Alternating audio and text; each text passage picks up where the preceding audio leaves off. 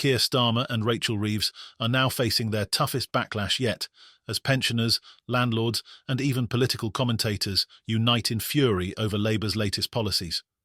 From proposed pension slashes to controversial new housing bills and a brewing scandal involving Taylor Swift, Labour's honeymoon period is rapidly disintegrating, and the reality of their governance is hitting the public harder than ever.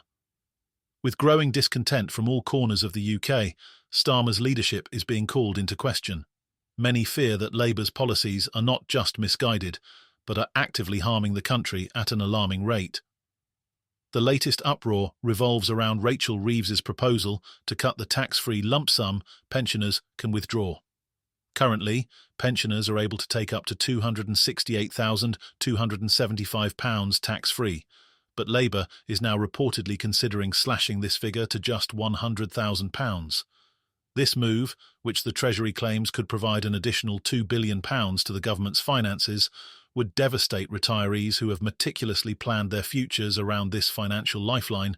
Pension experts, savers, and political analysts alike are sounding the alarm.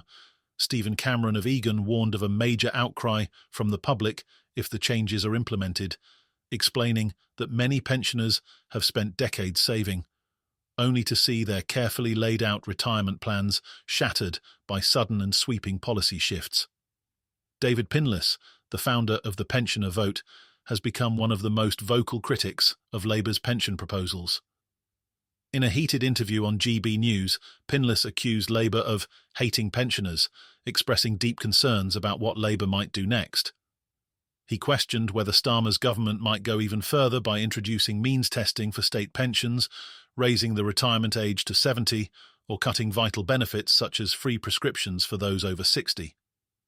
Pinless also raised alarm over the proposed assisted dying bill, asking if the broken, overstretched NHS could be trusted to administer such a sensitive programme.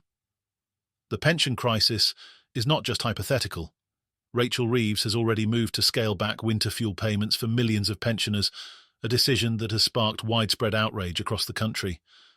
Age UK estimates that 10.7 million pensioners will be affected by the cuts, with the most vulnerable, those living in or near poverty, being hit the hardest. According to Age UK's analysis, 80% of pensioners aged 80 and over, many of whom live in difficult financial situations, will lose this essential benefit. Caroline Abrahams from Age UK warned of the potential disaster these cuts could cause, stating that millions of older people on low and modest incomes could be facing potential disaster as the weather chills. The charity has called on the government to reconsider its decision, urging them to at least expand the eligibility for the benefit to include pensioners receiving housing benefit and attendance allowance. As the pension crisis worsens, Labour's housing policies are also causing an uproar. The Renters' Rights Bill, spearheaded by Deputy Prime Minister Angela Rayner, is drawing fierce resistance from landlords across the country. The bill aims to ban no-fault evictions, limit rent increases to once a year, and introduce Awaab's law into the private rental sector, which would require landlords to promptly address health hazards in their properties.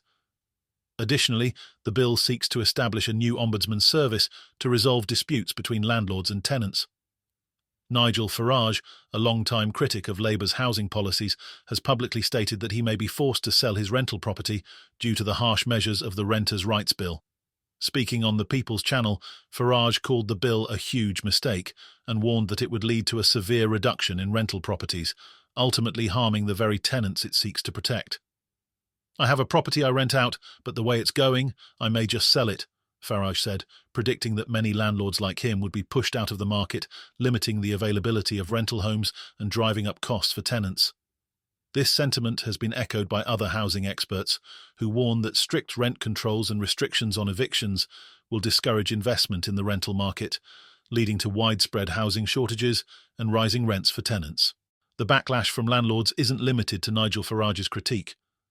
Shadow Housing Secretary Kemi Badenoch has also warned that Labour's housing reforms could break the rental market by creating an adversarial relationship between landlords and tenants. Badenoch argued that the bill fails to address the root causes of the housing crisis, such as a lack of affordable housing, and will instead make the situation worse by discouraging landlords from offering rental properties at all. Angela Rayner, however, defended the bill, calling it a necessary step towards social justice and fairness for tenants. But even supporters of the bill, such as housing advocacy group Shelter, have called for stronger protections, including limiting rent increases and extending eviction protections to 2 years. Amid the brewing discontent over pensions and housing, Labour is now grappling with a damaging scandal involving Taylor Swift.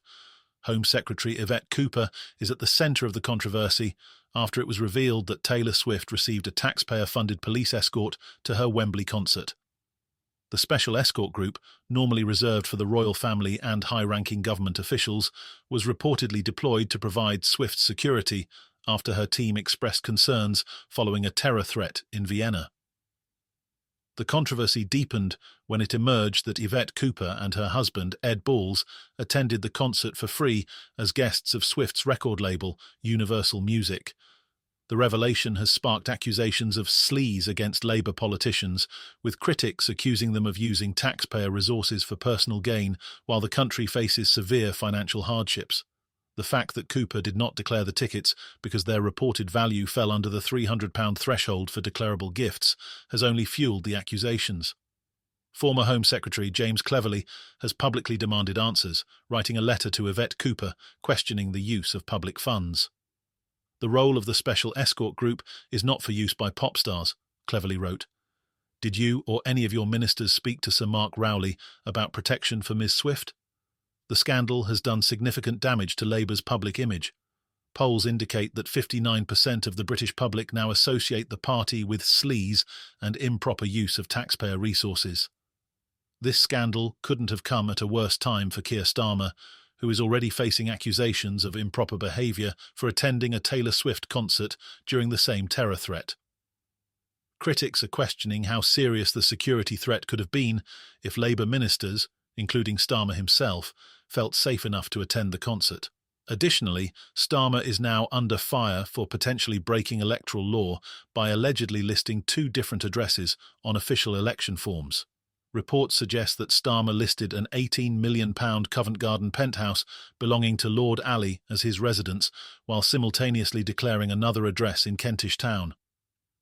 If the allegations are proven, Starmer could face legal consequences for breaching electoral law. The string of controversies, scandals and unpopular policies have left many wondering if Labour can recover from the disastrous start to their government. Pensioners feel abandoned, landlords are pulling out of the market, and a sleaze scandal has rocked the highest levels of the party. With a slew of angry voters and increasing public distrust, Labour's ability to govern effectively is being called into question. As the autumn budget approaches, many are watching closely to see whether Starmer and Reeves can restore their public credibility, or whether Labour's missteps will push the country deeper into political and financial chaos.